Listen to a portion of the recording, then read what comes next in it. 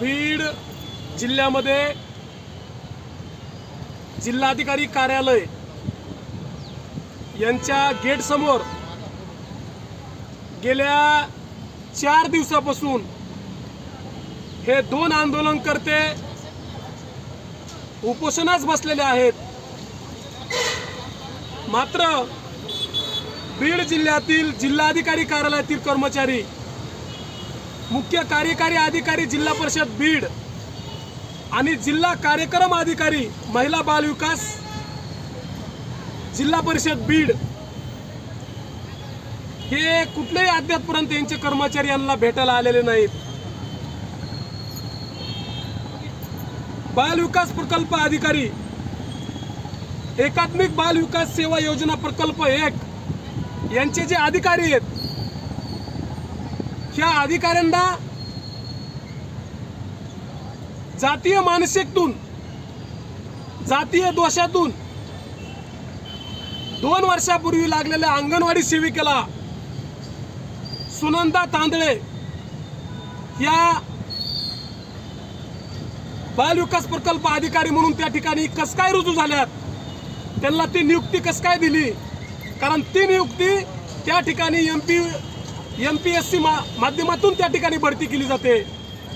मात्र या अडाणी अधिकाऱ्याला त्या ठिकाणी कुणी बसवलं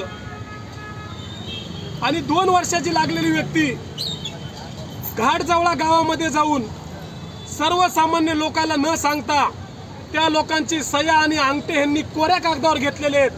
असे सुद्धा लोक येऊन मला भेटलेले आहेत बरेचसे।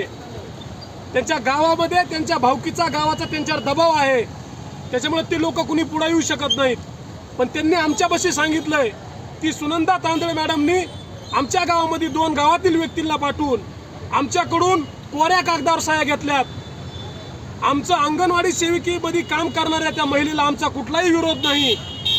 आणि या प्रकल्प अधिकारी मॅडम म्हणतात की तुमच्या गावातून असंख्य लोकांनी सह्या केल्या तुमच्या विरोधामध्ये, तर या ठिकाणी मॅडमनी सुनावणी लावावा, जिल्हा अधिकाऱ्यांच्या दालनामध्ये सुनावणी लावून त्या लोकांना बोलून घ्यावं। त्या आंदोलनकर्त्यांनी त्या ठिकाणी उपस्थित राहून कोण लोक यांच्या विरोधामध्ये आहेत आणि 1 वर्षापूर्वी व्हॉट्सअपला पाठवलेला राजीनामा, तो राजीनामा सुद्धा यांच्या त्रासाच्या माध्यमातूनच त्यांनी दिला होता। पण ह्यांनी सांगितलं की आता आम्ही तुम्हाला त्रास देणार नाहीत, तुम्ही राजीनामा देऊ नका, म्हणून पुन्हा यांनी 1 वर्षाच्या नंतर त्या अंगणवाडी सेविकेने काम चालू केलं। त्यांना त्या ठिकाणी त्यांचा पगार सुद्धा देण्यात आला। मात्र गेल्या 15 दिवसापासून त्या अंगणवाडी सेविकेला सांगण्यात आलं की तुम्ही गेल्या 1 वर्षापूर्वी जो राजीनामा व्हॉट्सअपला पाठवलेला होता तो आम्ही या वर्षी मंजूर करून तुम्हाला कामावून कमी करत आहोत। आणि त्यांना कामावून कमी करून अंगणवाडीच्या जे चाव्या आहेत त्या चाव्या त्यांच्याकडून घेण्यात आल्या। शासनाचा जो मोबाईल होता तो मोबाईल घेण्यात आला। हे कोणाच्या दबावातून झालं, हे कोणाच्या सांगण्यातून झालं, हे जातीय दोषातून झालं असा माझा ठामपणे आरोप आहे। आणि ऑल इंडिया पॅंथर सेनेची जिल्हाधिकारी कार्यालय अविनाशजी पाठक साहेब आणि जिल्हा परिषद ज्या मॅडम आहेत पाटील मॅडम यांना संघटनेच्या वतीने विनंती करतो की तुम्ही या प्रकरणामध्ये यांची चौकशी करून यांची सुनावणी लावा आणि सुनावणीमध्ये काय तथ्य समोर येतंय हे स्वतः तुम्ही बघा। आणि या 2 आंदोलनकर्त्याला 4 दिवसापासून या ठिकाणी ते आंदोलन बसलेले आहेत, यांचं आंदोलन तात्काळ थांबवून यांचा जीव वाचवण्यात यावा असं सुद्धा मी या माध्यमातून आपणास विनंती करतोय।